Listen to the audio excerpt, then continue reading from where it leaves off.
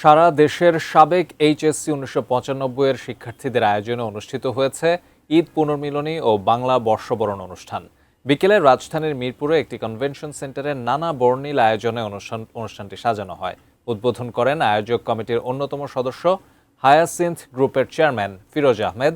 HSC ৯৫ সোসাইটির page creator admin এবং ঢাকা বিশ্ববিদ্যালয়ের ডেপুটি রেজিস্ট্রার জাহিদুল ইসলাম বিপ্লব বলেন, মূলত সামাজিক দায়বদ্ধতা থেকে এই প্ল্যাটফর্মটি গঠন করা হয়েছে।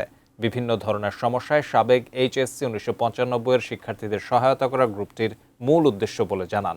পাশাপাশি রাষ্ট্রের যে কোনো সংকটেও এইচএসসি ৯৫ সোসাইটি জনগণের পাশে দাঁড়িয়ে আসছে বলেও উল্লেখ করেন। অনুষ্ঠানের সভাপতিত্ব করেন অ্যাডমিন প্যানেলের অন্যতম সদস্য এবং আন্তর্জাতিক মাতৃভাষা ইনস্টিটিউটের পরিচালক ঢাকা বিশ্ববিদ্যালয়ের ভাষাবিজ্ঞান বিভাগের অধ্যাপক ডক্টর আসাদুজ্জামান। অনুষ্ঠানে এটিএন ই মার্ট লিমিটেডের স্টল প্রদর্শনীও করা হয়।